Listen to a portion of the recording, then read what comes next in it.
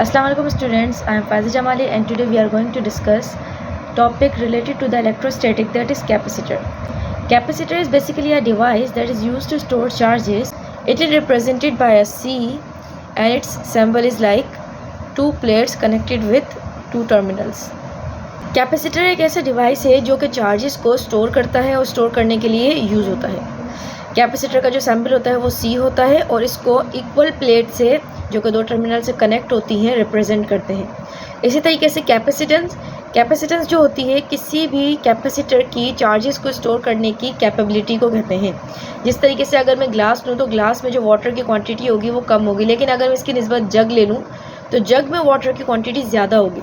इसी तरीके से अगर आपके पास किसी कंटेनर की कैपेसिटी ज़्यादा होती है तो उसके अंदर ज़्यादा लिक्विड आप स्टोर कर सकते हैं। तो कैपेसिटेंस भी क्या है, इस कैपेसिटर की एबिलिटी है कि कितने ज़्यादा चार्जेस को स्टोर करता है। नेक्स्ट है हमारे पास factors that affect the capacitance. कुछ ऐसे फैक्टर्स हैं जो कि कैपेसिटेंस को इंक्रीज़ या डिक्रीज़ करते हैं। एरिया, अगर हमारे पास कैपेसिटर का एरिया ज़्यादा है यानी कि प्लेट्स बड़ी हैं तो इसकी कैपेसिटेंस भी ज़्यादा होगी। क्यों? क्योंकि चार्जेस ज़्यादा आके स्टोर होने लग जाएंगे इसमें। अगर मैं कैपेसिटर की प्लेट्स छोटी लेती हूँ तो हमारे पास इसके चार्जेस भी क्या होंगे, कम होंगे।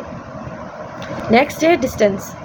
अगर कैपेसिटर की प्लेट्स के दरमियान का डिस्टेंस ज़्यादा होता है तो हमारे पास जो कैपेसिटेंस होती है वो डिक्रीज़ हो जाती है। डिक्रीज़ कैसे होती है?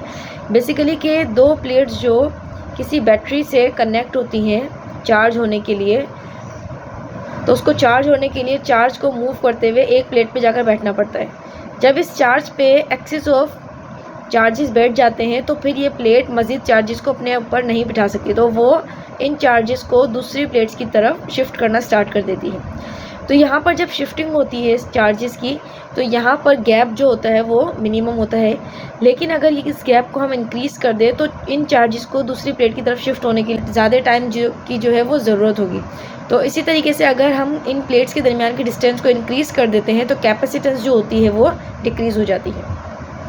यहाँ पे अगर मैं रिलेशन लिखना चाहूँ तो ये इस तरीके से होगा कि कैपेसिटेंस एरिया से डायरेक्टली प्रोपोर्शनल है। एरिया ज़्यादा तो कैपेसिटेंस भी ज़्यादा, लेकिन अगर डिस्टेंस ज़्यादा है तो कैपेसिटेंस हमारे पास क्या होगा, कम होगा।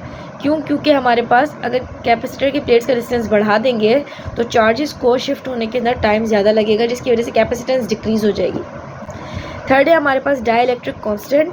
डाइलेक्ट्रिक कांस्टेंट का मतलब है कि इन प्लेट्स के दरमियान कोई एक मीडियम रख देते हैं, चाहे वो लिक्विड हो, चाहे वो सॉलिड हो या सेमी कंडक्टर टाइप हो। तो यहाँ पर कोई भी एक मटेरियल रखने का मकसद ये होता है कि जब चार्जेस यहाँ शिफ्ट कर रहे हो तो उनको एक आसानी से एक पाथ प्रोवाइड किया जाए। तो इसी तरीके से अगर डाइलेक्ट्रिक कांस्टेंट एक अच्छा कांस्टेंट होगा, एक अच्छा डाइलेक्ट्रिक मीडियम हमने यहाँ पे प्लेस कर दिया तो कैपेसिटेंस जो होगी वो हमेशा इंक्रीज़ होगी।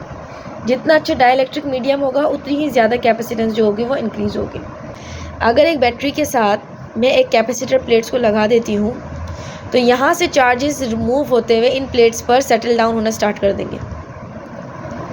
तो जितना ज़्यादा इस बैटरी का वोल्टेज होगा कैपेसिटेंस भी उतनी ज़्यादा होगी और चार्जेस भी उतने ज़्यादा इस पर स्टोर होंगे। इसके बाद डिपेंड करेगा कि इसकी कैपेसिटेंस कितनी है, ये अब खुद कितने चार्जेस स्टोर कर सकता है। तो यहाँ पर जो कैपेसिटेंस होगी वो कांस्टेंट होगी, तो इसका रिलेशन बनेगा Q = CV। कैपेसिटेंस की हमारे पास एग्जांपल्स है, जैसे हमारे पास बैटरीज़ होती हैं जो कि हम यूज़ कर रहे होते हैं, या मोबाइल फ़ोन की बैटरी, या इसके अलावा हमारे पास UPS सिस्टम, सोलर प्लेट्स, ये सारे कैपेसिटर्स के हमारे पास एग्जांपल है। मिलते हैं नेक्स्ट वीडियो में, तब तक के लिए अपना ख्याल रखिएगा। अल्लाह हाफ़िज़।